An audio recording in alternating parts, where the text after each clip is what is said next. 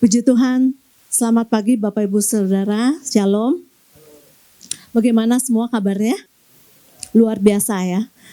Kita punya Tuhan yang luar biasa, amin. Pesan Tuhan untuk kita ya, Bapak Ibu Saudara, dalam seminggu ini telah mengikuti ya. Beberapa mungkin dari rekan-rekan hamba Tuhan yang lain juga sudah menyampaikan untuk di mana Tuhan mengajak kita berjalan intim. Katakan Tuhan mengajak kita berjalan intim. Kita buka langsung di Hakim-Hakim 6 ayat 16 sampai 17. Kita buka firman Tuhan yang diambil dari Hakim-Hakim 6 ayat 16 sampai 17. Kita akan baca bersama-sama, 1, 2, 3. Berfirmanlah Tuhan kepadanya, tetapi akulah yang menyertai engkau, sebab itu engkau akan memukul kala orang Midian itu sampai habis. Maka jawabnya kepadanya, jika sekiranya aku mendapat kasih karunia di matamu, maka berikanlah kepadaku tanda bahwa engkau sendirilah yang berfirman kepadaku. Saudara, pengalaman intim ya bersama Tuhan itu memang harus dialami oleh kita masing-masing pribadi demi pribadi. Ya, kita nggak bisa bilang bahwa kalau keluarga saya, papa saya pendeta, kita udah cukup intim, gitu ya kan? Atau seseorang yang merasa bahwa pelayanan saya udah full banget. Dia merasa intim, atau mungkin seperti saya, seseorang yang berdiri di belakang mimbar ini, saya bilang, saya sudah merasa cukup intim. Jadi bukan seperti itu. Ya, Tuhan mau lagi kita mengerti betul apa sebenarnya yang namanya hubungan intim itu dengan Tuhan ya. Saudara tahu kan kalau definisi keintiman ini berasal dari kata apa? Kata yang punya arti akrab, ya, akrab, karib, rapat. Keintiman mempunyai arti juga keakraban dengan sebuah kemesraan. Jadi bukan cuma keakraban biasa-biasa aja saudara, tapi dengan sebuah kemesraan. Maka seringkali ya salah satu gambarannya adalah sepasang suami istri, ya, di mana mereka mempunyai kedekatan, rasa akrab, ya. Rasa karib, rasanya pengen deket terus ya, rapat kan, dengan sebuah kemesraan. Jadi keintiman dikatakan sebuah perasaan yang begitu dekat, memiliki ya, saling memiliki untuk selama-lamanya. Nah ini yang kadang-kadang orang cuma mengambil, seneng ya deket-deket dia gitu kan. Kalau orang mulai suka ya, mulai mungkin akrab dengan seseorang, tapi kadang-kadang lupa bahwa keintiman yang dijalinnya ini itu mengandung semua komitmen untuk memiliki sampai selama-lamanya. Jadi saudara ya, suatu hubungan intim yang kita bangun dengan Tuhan itu, kita harus sadar bahwa itu adalah sebuah yang berkesinambungan. Ya, yang terus menerus kita lakukan seumur hidup kita, saudara. Enggak pikir, Tuhan, enggak lah, ya, kayaknya setahun ini saya stop dulu lah Tuhan, ya. Nanti ya, setahun lagi kalau saya udah beres masalahnya, saya akan mulai lagi datang sama Tuhan, ya. Mulai lagi mungkin membangun keintiman, bukan yang seperti itu. Tapi ini adalah mengandung sebuah komitmen ya untuk mempunyai hubungan itu selama-lamanya. Jadi keintiman ini juga saudara biasanya dimulai dengan rasa ada satu kerinduan yang sangat ya. Kerinduan yang sangat dan harus belajar mempunyai pengertian yang sama-sama nih. Pengertian sama. Kalau di Warta ditulis tentunya pengalaman intim dimulai ketika katanya seseorang berjalan ke arah tujuan yang sama.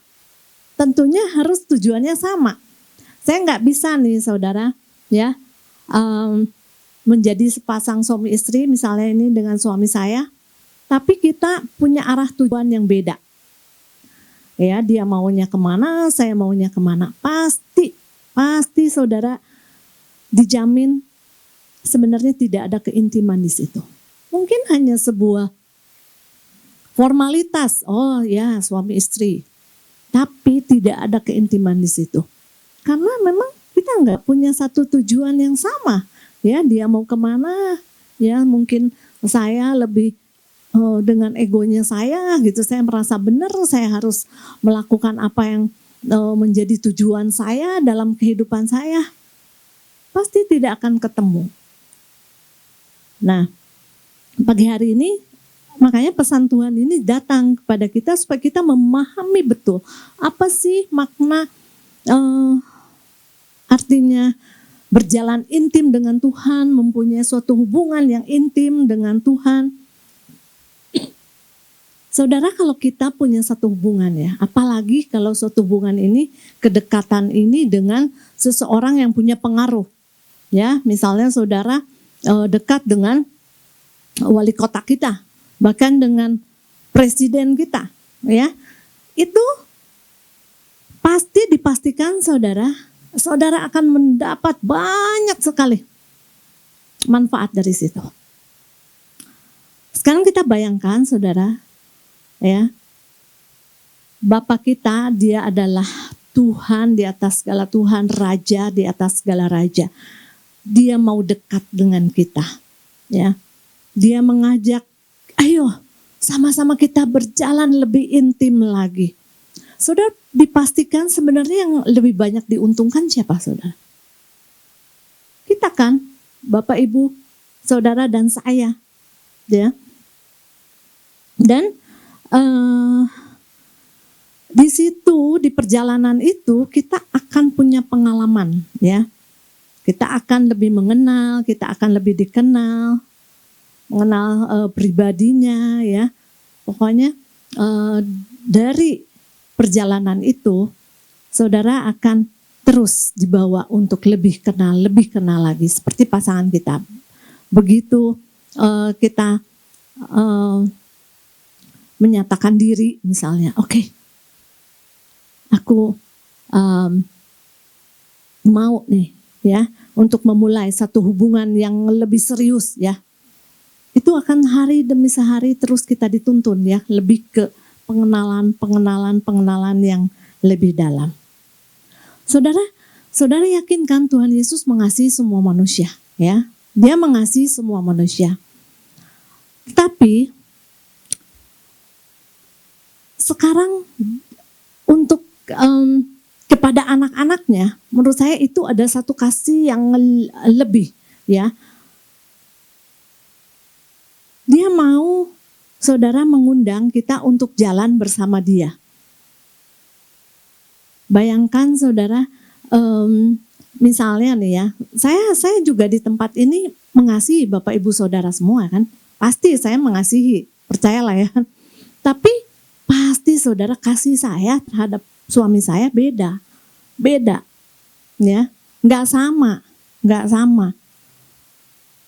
Mungkin yang Bapak Ibu Saudara dapatkan tidak sama dengan yang dia dapatkan, pasti begitu.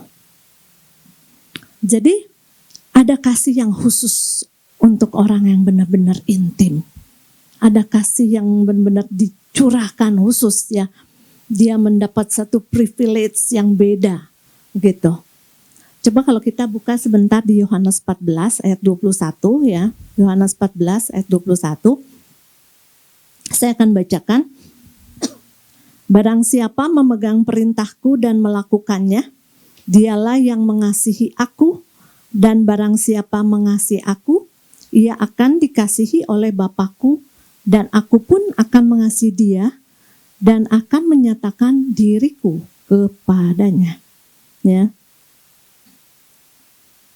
Jadi inilah, kalau saya lihat dari firman ini dikatakan bagaimana wujud kita mengasihi Bapa kita. Ya, mengasihi Tuhan kita dengan memegang perintah-perintahnya dan melakukannya. Itu salah satunya, saudara. Waktu kita mengasihi dia, pasti kan ada wujudnya. Kalau saya misalnya bilang nih, sama suami saya mengasihi kamu gitu kan, saya sayang nih. Wujudnya apa? Kalau saya semau-maunya, saudara, saya nggak pernah lagi dengar apa yang maunya dia, sukanya dia. Berarti itu apa? Berarti saya bohong kan? Berarti saya cuma gombal sama dia. Iya, aku mengasihi, tapi saya nggak pernah memberikan waktu, saya nggak pernah mengasihinya, gitu kan? Nah, wujud salah satunya waktu kita bilang Tuhan, aku mengasihi Engkau, ya. Karena kalau hubungan intim mau tidak mau harus ada dasarnya itu saling mengasihi. Saling mengasihi. Saya mengasihi kamu dan kamu mengasihi saya, gitu. Dikatakan, dan barang siapa mengasihi aku, ia akan dikasihi Bapakku dan aku pun mengasihi dia. Dan akan menyatakan diriku kepadanya. Jadi orang yang disebut mengasihi Tuhan bukan karena ya sekedar Tuhan setiap hari ya aku datang kepada Engkau rajin berdoa karena aku bisa juga saudara ya, bukan berarti salah rajin berdoa datang pada Tuhan, tapi belum tentu intim loh saudara ya. Belum tentu dia itu mempunyai satu hubungan intim dengan Tuhan. Nah, dikatakan di sini seorang yang mengasihi Tuhan tuh ada dampaknya, ya. Ia akan terbiasa ya memegang firman Tuhan, melatih diri melakukan firman itu. Nah, yang pertama adalah dikatakan dia akan dikasihi Bapa, ya. Dia akan dikasihi Bapa. Dikasihi kalau saya lihat dalam bahasa aslinya di sini adalah agapau. Agapau ini Bapa mengundang kita untuk datang lagi lebih dekat lagi dengan Dia, ya. Seperti pesan Tuhan. Tuhan ingin berjalan intim. Bapa mengundang kita supaya dekat dengan Dia. Dikatakan supaya posisi kita itu dekat sama Dia. Dia welcoming kita gitu. Dia mengundang kita datang. Ya. Bapa akan dikatakan mempunyai arti juga akan entertain kita, menjamu kita. Kalau saudara datang dijamu ya, berarti ini saudara ini misalnya ini adalah tamu penting. Coba kalau Bapak Presiden sengaja memberi undangan datang menjamu, itu berarti saudara ini dianggap punya satu hubungan yang dekat dengan dia, ya. Terus dikatakan juga Tuhan akan pastikan bahwa hidup kita itu akan dipuaskan. Zaman sekarang saudara, saya melihat bahwa banyak sekali manusia itu ada suatu emptiness, kekosongan, ya. Jadi makanya dia cari-cari hal lain, hal-hal dunia yang memuaskan dirinya. Tapi sekali lagi, kepuasan itu cuma ditemukan waktu kita punya hubungan yang intim bersama Tuhan. Ya, gak ada saudara mau cari kemana aja. Waktu saya pertama kali datang ya, waktu tahun berapa waktu itu? 2003. Dulu saya Kristen, tapi saya gak tahu namanya gimana ya membangun hubungan dengan Tuhan. Saya tahu dia Bapa yang sangat baik ya, Allah yang mengasihi ya, dia adalah juru selamat saya, ya sekedar gitu aja. Tapi waktu saya mengerti ya, waktu saya terus berusaha lebih intim mengenal dia, seiring dengan pertumbuhan rohani saya saudara. Soalnya kalau sebuah hubungan intim pasti menghasilkan sesuatu. Saudara bisa lihat saudara. Dari buah-buahnya salah satunya juga bisa dilihat saudara bagaimana ya. Jadi saya merasa bahwa saat itu saya baru mengerti. Oh ini loh yang namanya hubungan intim lewat ketika saya terus bertumbuh, saya dibekali firman, saya juga membangun keintiman bersama dengan Tuhan. Saya dengar juga dari rekan-rekan yang lain ya. Pertama, saya belajar dari rekan-rekan yang bagaimana membangun hubungan intim dengan Tuhan. Salah satunya pasti dengan Bapak Gembala saya. Terus rekan-rekan leader yang lain. Ya, di sini ada Ibu Elizabeth Muti, saya juga banyak belajar. Oh, gimana sih, Ci, gimana sih namanya dengar suara Tuhan, gimana? Waktu itu saya benar-benar pengen tahu sekali, ya. Jadi kalau setiap apa yang firman disampaikan, pulang saya akan merenungkan dan saya tanya Tuhan, ya, apa sih pesan Tuhan ini buat saya? Atau saya minta sesuatu terus, saya akan bertanya, saya akan kayak saya baru ngerti bahwa ternyata indah sekali ya. Kalau kita bisa mendengar jawaban Tuhan itu ya, itu tuh luar biasa sekali gitu. Nah, oke, jadi dikatakan dikasihi oleh Bapa. Setiap kita mau kan dikasihi oleh Bapa ya. Bapa mengundang kita, Bapa entertain kita, jamu kita, dan pastikan bahwa hidup kita itu akan dipuaskan. Ya. Terus dikatakan yang kedua adalah Tuhan menyatakan diri, kan tadi ada kata Tuhan menyatakan diri. Menyatakan di sini adalah dalam bahasa Yunaninya adalah empaniso. Empaniso itu membuka dirinya, belak-belakan. Tuhan membuka dirinya belak-belakan. Ya, nggak ada yang ditutup-tutupi, nggak ada rahasia lagi. Saudara masih ada rahasia antara pasangan misalnya? Ya, ada nggak? Kalau kita bisa belak-belakan, nggak ada yang ditutup-tutupi, nggak ada main rahasia ya, semuanya bisa kita pahami. Makanya biasanya saudara itu akan langgeng. Ya, karena saling memahami. Oh ya, dia begini-begini. Tapi kalau ada yang mulai ditutupi, nggak bisa ngomong apa adanya ya, ada rahasia-rahasia tertentu yang disimpan biasanya saudara, hubungan itu nggak akan langgeng ya, pasti ada apa di tengahnya yang seperti itu. Jadi Tuhan tuh menyatakan apa yang menjadi kerinduannya kepada kita. Jadi sekali lagi hubungan intim dengan Tuhan itu benar-benar harus diusahakan saudara ya, harus diusahakan. Anggaplah sebagai sebuah respon kita, ya, tanggung jawab kita terhadap kasih Allah yang begitu besar untuk kita semua. Kita mau meresponinya, saudara.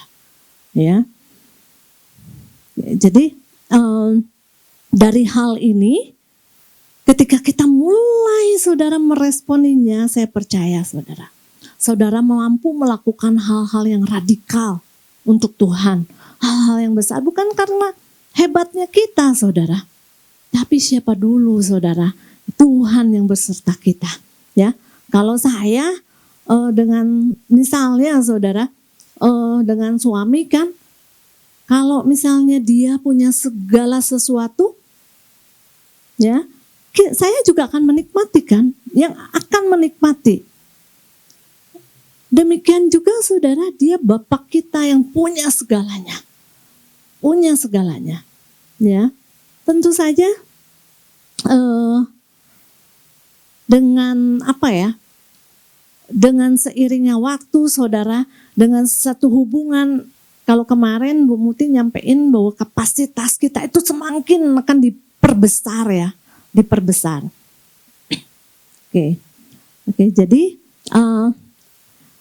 hasil dari keintiman dengan Tuhan pasti saudara akan menikmati hasilnya ya. Saya akan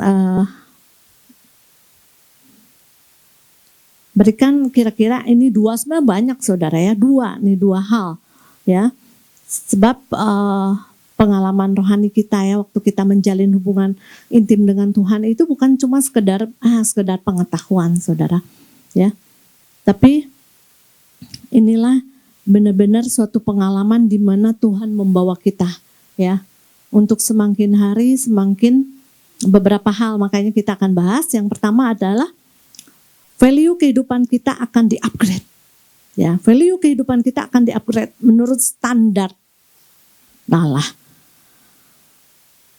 Di dalam Hakim-Hakim 6 ayat 17 Maka jawabnya kepadanya, jika sekiranya aku mendapat kasih karunia di matamu, maka berikanlah kepadaku tanda bahwa engkau sendirilah yang berfirman kepadaku. Saudara, waktu itu Gideon pernah mengalami suatu krisis, yaitu krisis nggak percaya diri ya. Gideon merasa bahwa dirinya adalah paling lemah, paling gak ada apa-apanya dibandingkan dengan kaum dan bangsanya. Ya, saat itu Gideon merasakan hal yang seperti itu. Namun cara Allah memandang Gideon adalah sangat berbeda. Ya, cara Allah memandang Gideon bukan diukur dari kemampuannya, ya, bukan dari usianya yang masih muda, tetapi karena sebetulnya Allah sudah berfirman kepada Gideon bahwa ia akan menyertainya. Tuhan akan menyertai dia. Oleh sebab itu Allah mengutus Gideon sebagai hakim waktu itu bagi bangsa Israel. Dan waktu itu bangsa Israel memang berubah setia ya. Ada Allah-Allah lain yang disembah. Nah, dari itulah ya, waktu kita terus membangun satu keintiman, saudara bisa lihat ada nilai-nilai kehidupan saudara yang terus di-upgrade terus saudara kepada standarnya Tuhan ya. Karena gini, misalnya saudara, saya nggak pernah tahu cara datang kepada, kalau diundang sama presiden, saya nggak tahu nih cara makannya gimana sih, table manner-nya gimana, saya harus bersikap apa, pakaian saya seperti apa sih gitu kan. Tapi karena saya punya kedekatan terus, saya bergaul, saya tahu saya kalau datang menghadap, saya harus pakaiannya begini. Cara makan saya di meja makan ini, saya harus begini. Nah begitu saudara, mungkin waktu dulu ketika kita tidak tahu ya, kita tidak intim dengan Tuhan, saya merasa biasa-biasa aja tuh. Saya melakukan ini, apa yang salah? Tapi setelah saya intim, saya tahu ternyata itu sangat mendukakan hati Tuhan. Oh ternyata ini Tuhan gak suka, gitu kan. Terus semakin sehingga saudara nilai-nilai dalam kehidupan saya ini berubah terus.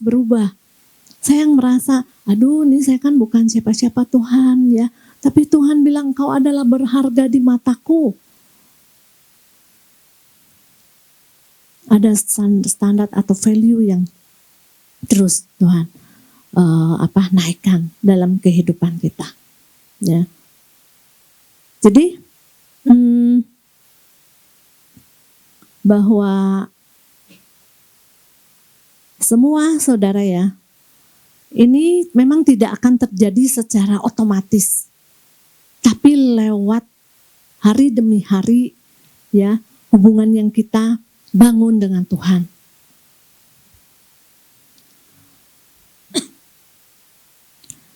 Mungkin saudara juga ingat bagaimana pertama kali saudara jatuh cinta ya. Saudara akan menyesuaikan kan apa yang menjadi kesukaan dia. Terus ada nilai-nilai yang berubah di dalam kehidupan kita. Ya. Saya juga saudara misalnya nih, dalam hal yang kecil misalnya soal makanan. Kan suami saya banyak makanan nggak suka. Itu aja kan kita harus adjust. Ya, bagaimana value kita, oh iya saya harus ngalah gitu. Kalau misalnya pilih restoran jangan kesukaan saya terus. Ya, terus dia nggak makan terus dong gitu kan. Tapi saya akan punya value ya dalam kehidupan saya. Oke, saya mesti ngalah nih. Saya kan mengasihi dia. Saya harus tahu kesukaan dia. Nah, Demikian saudara. Ya, jadi nggak terjadi secara otomatis. Yang kedua adalah firman yang telah diucapkannya itu, saudara, itu akan menjadi jaminan bagi kita. Firman yang telah diucapkannya itu, ya. Saya berani, saudara, mengambil keputusan menikah misalnya, ya, dengan pasangan saya. Karena dari hubungan yang kita jalin, saudara, mungkin selama masa-masa pacaran, saya kan nunggu-nunggu nih perkataan-perkataan dia yang dia ucapkan kan. Apa sih komitmen dia? Oh iya, dia akan setia. Dia akan melakukan, misalnya mengasihi saya dengan cara A, B, C, D misalnya. Itu kan saya nunggu-nunggu. Tapi kalau dia nggak pernah menyampaikan, saudara, ya, sesuatu, apa saya percaya dia itu benar-benar mengasihi saya. Dia itu akan benar-benar menjadi pasangan hidup saya untuk selamanya gitu kan. Nah demikian juga saudara, waktu kita tahu bahwa firman yang diucapkan Tuhan itu jadi jaminan. Dikatakan di ayat yang 17 tadi ya, Hakim-Hakim 6 ayat 17, maka jawabnya kepadanya, jika sekiranya aku mendapat kasih karunia di matamu, maka berikanlah kepadaku tanda bahwa engkaulah sendiri yang berfirman kepadaku. Itulah firman itu yang menjadi pegangannya saudara. Ketika saya menghadapi masalah, ketika saya menghadapi saudara, bukan menghadapi masalah aja saudara sebenarnya, ya. Tapi kalau kita setiap hari bisa dengar suaranya, kita bisa jadi gini, kadang-kadang orang kan pikir, oh Tuhan saya intim datang nih sama Tuhan karena saya ada masalah, terus Tuhan jawab, terus saya merasa intim. Mungkin ya memang Tuhan bisa jawab saudara, tapi kan lewat hubungan dari hari sehari ya. Coba kalau kita di mana gitu saudara, yang diingat apa? Kadang-kadang kalau dalam hati saya tuh, saya pengennya tuh ada sebuah komunikasi dengan Tuhan. Walaupun mungkin saya duduk di mobil, orang lain nggak tahu, tapi sebenarnya saudara, saat itu saya lagi membangun satu hubungan, ya. Entah itu saya menyembah, entah itu saya puji-pujian, entah itu saya lagi menanti. Sebenarnya Tuhan mau bicara apa sih sama saya? Karena saya itu benar-benar perlu sekali. Saya perlu nasihatnya setiap hari. Banyak keputusan yang saya harus ambil setiap hari. Ya, itu tuh nggak gampang, saudara. Ya, oleh sebab itu saya benar-benar perlu sekali. Bagaimana sih Tuhan? Saya perlu Engkau menasihati saya. Saya datang, saya jadi kayak gimana ya? Kayak setiap hari itu ada kalau kita nggak ngobrol sama pasangan kita, coba saudara nggak ngobrol setahun, gimana? Apakah itu bisa disebut kita masih intim nih? Enggak kan? Tapi kita itu setiap hari saudara, ya mau kita tunggu perkataannya, kita rindu ya apa yang Tuhan nyatakan. Sebab saya tahu apa yang Tuhan nyatakan ini nggak akan sama saudara seperti kepada orang-orang yang tidak menjalin ya. Saudara mungkin akan menemukan rahasia-rahasia, saudara akan menemukan bahwa wah ternyata benar ya, firman yang dikatakan itu benar-benar berkuasa. Jadi saudara akan merasakan ini loh powernya benar-benar ya. Seperti Paulus, saudara, saya lihat Paulus ya. Paulus di dalam 1 Korintus 2 ayat 7 menulis demikian. Tetapi yang kami beritakan ialah hikmat Allah yang tersembunyi dan rahasia. Dan sebelum dunia dijadikan telah disediakan Allah bagi kemuliaan kita. Jadi ada satu bagian saudara di mana inilah kenapa Paulus bisa memberitakan. Kenapa Paulus bisa tahu nih ada rahasia hikmat Allah. Dari mana dapatnya? Ya itu karena kan Paulus terus mempunyai satu hubungan intim dengan Tuhan, ya.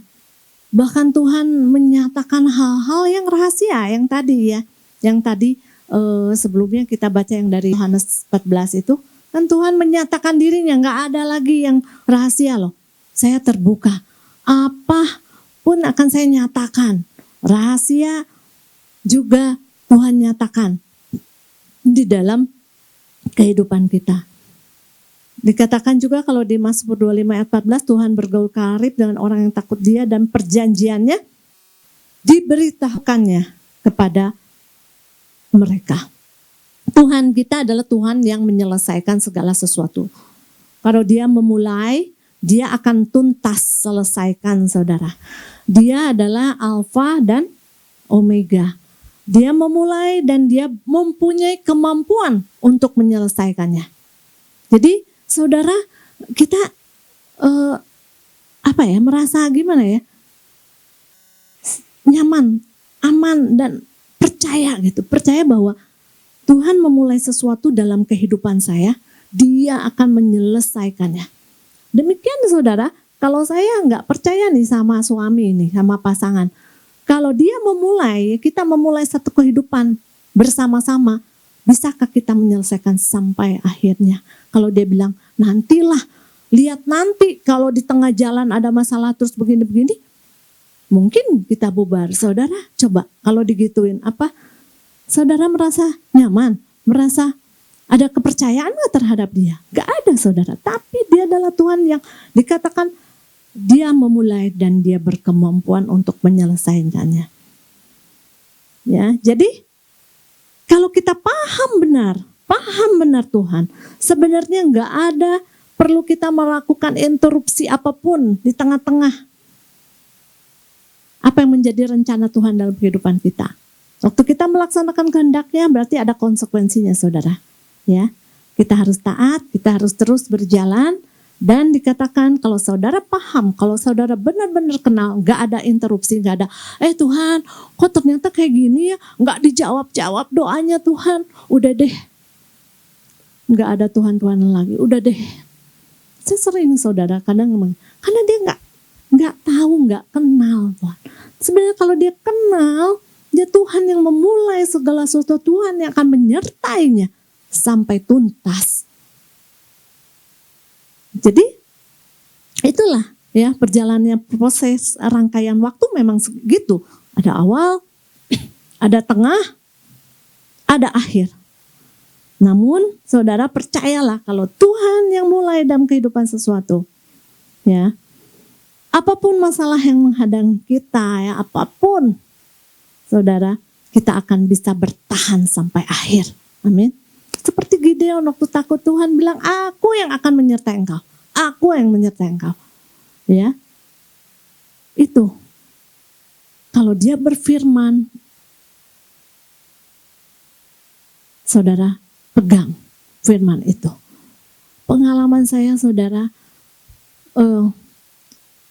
beberapa hal yang menjadi pegangan saudara, bahwa saya akan berjalan terus kuat ya, karena memang saya pegang firman-Nya. Apa yang dia firmankan saya yakin dia akan melakukannya dalam kehidupan saya. Walaupun kadang-kadang kok kelihatannya saudara malah menjauh gitu kenyataannya. Firman Tuhan begini kok yang saya alami kok rumit banget ya Tuhan. Kok susah banget. Tapi ya itu di mana saya bisa memegang kepercayaan saya, menaruh kepercayaan saya sepenuhnya. Gak ada lain lagi saudara. Waktu kita kenal dia terus bangun lagi. Saya akan merasa dekat lagi Tuhan. Saya gak akan pernah takut lagi. Saya gak pernah takut kalau Tuhan nyertain saya. Saya banyak sekali mengalami ya. Kalau bukan berarti waduh ini kalau saya ditolong Tuhan berarti saya udah paling intim. Bukan begitu saudara. Tapi di sini membangun lagi diri saya untuk apa semakin intim lagi. Karena saya tahu tidak ada tempat selain saya bisa bergantung sepenuhnya hanya kepada dia. Itu yang saya rasakan. Ya, dimana firman-Nya itu dia dan amin. Dia akan melaksanakan. Waktu saya sakit, saya minta satu bukan kesembuhan saudara, tapi firman buat saya. Tuhan bilang apa sama saya?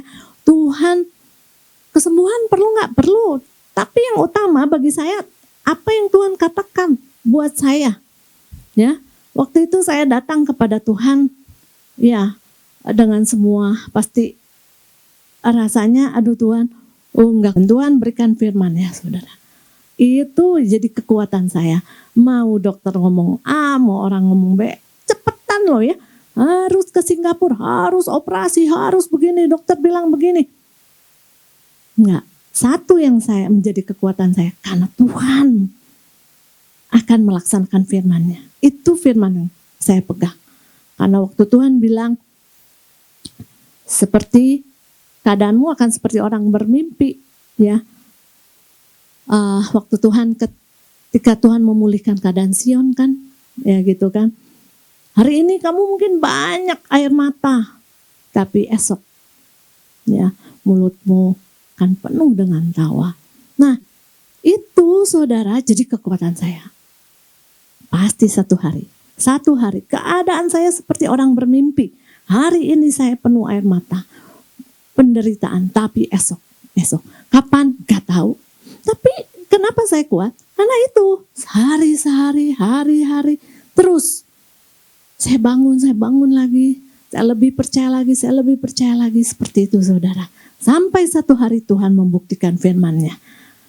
Saya menyembah di kamar, padahal gak ada suara loh saudara. Saya pengen nyanyi, gak ada suaranya. Ya, benar-benar waktu itu kayak kayak orang bisu. Saya kecil dan saluran napas saya rasanya tinggal berapa persen gitu, susah banget untuk napas.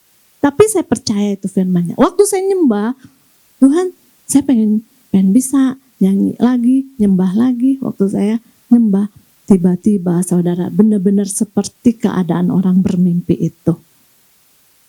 Saya mulai dengar suara saya, dan tiba-tiba Tuhan seperti, yaitu memulihkan keadaan Sion itu. Hari ini kamu penuh dengan air mata, esok lihat kata Tuhan. Nah saudara, dari situlah ya, kenapa bisa mengalami itu? Karena ada satu hubungan intim yang dibangun. Itu salah satunya saudara. Tapi saya percaya kalau saudara bangun hari demi hari, banyak hal dikatakan, dia akan buka kok semua rahasianya. Maka Paulus bisa ngomong, ya, bisa memberi nasihat, bisa mengajar. Dari mana? Dari mana saudara? Itu dari hikmat yang Allah berikan kepadanya. Lewat apa? Ya, lewat hubungan dia dengan Tuhan. Oke. Jadi pagi hari ini firman telah diberitakan, biarlah Roh Kudus yang memimpin setiap kita, memampukan kita untuk melakukan firman-Nya, untuk kita lebih intim datang, ya, untuk mau berjalan lebih intim lagi dengan Tuhan. Dan kita percaya saudara, waktu kita intim dengan Dia, saudara, value kehidupan kita akan di-upgrade ya. Kita terus makin serupa dengan Tuhan, terus saudara, ya.